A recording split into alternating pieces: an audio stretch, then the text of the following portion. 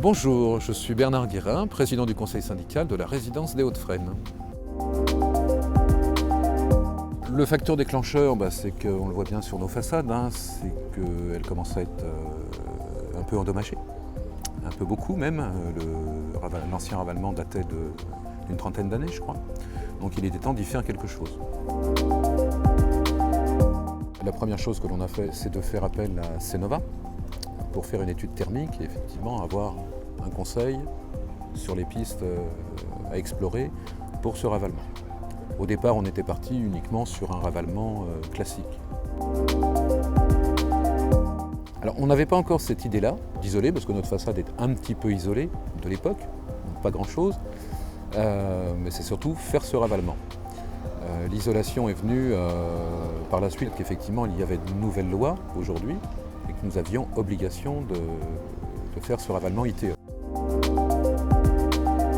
Cet audit était hyper intéressant parce qu'il explorait vraiment toutes les pistes d'isolation du bâtiment, y compris les plafonds de sous-sol de cave. Enfin bon, on a vraiment fait tout le tour de la thermique de nos bâtiments et vraiment avec toutes les pistes qu'on pouvait envisager. Les coûts approximatifs étaient chiffrés par Cénova, donc ça c'était déjà un gros plus, puisqu'on a présenté ça en assemblée générale. Et on avait une idée en fait de savoir si ça valait le coup de se lancer dans les différentes étapes. On a pu envisager effectivement dans un premier temps c'était ravalement ITE et remplacement des fenêtres qui était très urgent.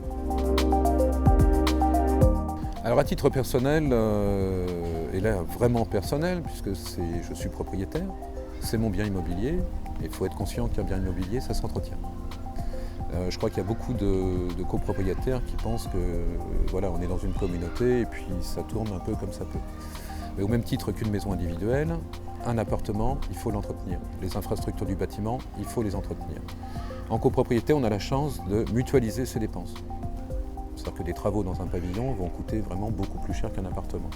Donc certes, aujourd'hui, on peut considérer qu'un ravalement, c'est cher, mais il y a les aides de l'ANA pour les revenus les plus modestes. Donc il faut intégrer tout ça et il faut vraiment aujourd'hui, le message que j'ai passé à tout le monde, il faut entretenir son bien immobilier, mettre aux normes un petit peu de ce qui se fait aujourd'hui sur Fresnes. Tous les nouveaux immeubles sont ITE, isolés, volets roulants, double vitrage. Sur le marché, si vous voulez, quand un propriétaire va vouloir acheter, enfin un futur propriétaire, il va choisir bien évidemment l'appartement qui a le meilleur indice. Donc ce qui n'était pas notre cas, on était déjà bien placé, mais aujourd'hui on va nettement l'améliorer. Ça sort des études de Cénova aussi, puisqu'avec tous les travaux que l'on va faire, on va se situer aux portes de l'indice B. Pour une résidence de cet âge-là, c'est quand même une belle performance, je trouve. Donc dans un projet de ravalement, ce qui est important, c'est le point de départ. Il ne faut négliger aucune piste. C'est-à-dire qu'il va falloir prospecter l'ensemble et prendre ses décisions après. Ne pas prendre de décision en amont. C'est vraiment le point le plus important dans ce projet, de façon à être bien conseillé pour les choix futurs. C'est pas évident quand on prend parce qu'un ravalement, on va dire quelque part, il y a quelques dizaines d'années, on dit c'est un coup de peinture sur les façades. Donc c'était des choses relativement simples. Aujourd'hui, les ravalements sont extrêmement complexes. Et il ne faut pas perdre de vue aussi le côté écologique.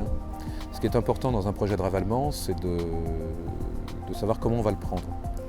Donc le conseil que je pourrais donner effectivement, c'est de bien, dès le départ, de bien cibler les travaux qu'il y aura à faire dans la résidence, en ne laissant de côté aucun point.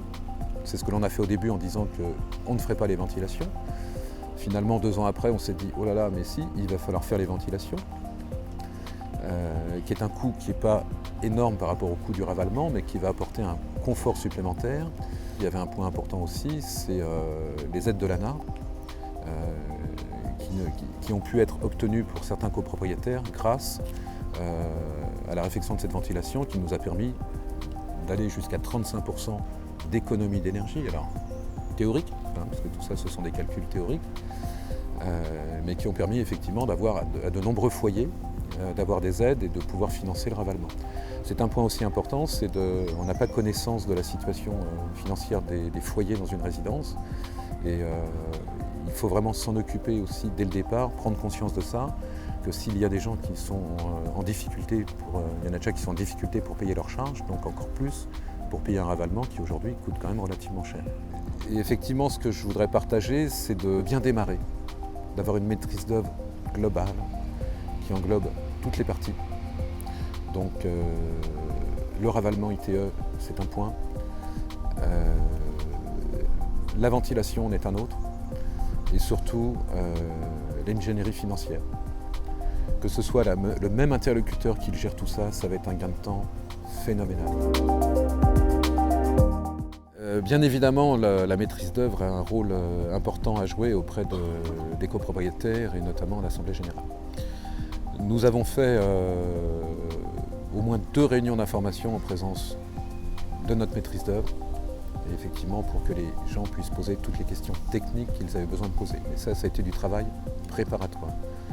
C'était un conseil bien évidemment de notre maîtrise d'œuvre également, de faire ces réunions de préparation de façon à ce qu'on puisse faire un condensé le jour du vote des travaux. Et ça, ces réunions sont hyper importantes. Ces AG, donc c'est un coût, c'est une AG extraordinaire, mais ça permet aux gens de poser toutes leurs questions et d'avoir le technicien, c'est celui qui va avoir la maîtrise d'œuvre en main, de répondre à toutes ces questions techniques. Néanmoins, ça ne décharge pas le conseil syndical de ses responsabilités. Je pense qu'il est important, les copropriétaires généralement ont confiance dans leur conseil syndical et dans sa présidence. Et il est important d'avoir la version du conseil syndical, et ça a été le cas, nous, notre AG, il y avait très peu d'intervenants extérieurs, uniquement la maîtrise d'œuvre pour le ravalement ITE, pour pas qu'il y ait de confusion dans les esprits. Il y a beaucoup de résolutions à voter, donc il faut être concis. Et là, c'est le rôle du conseil syndical de guider en fait, le vote des copropriétaires, de leur expliquer pourquoi on fait ça, quels ont été les choix. C'est du vécu. Moi, là, je vais vous parler en tant que copropriétaire. Je reste intimement convaincu que si un jour je devais partir de la résidence, je retrouverai mon investissement sur le prix de vente de mon appartement.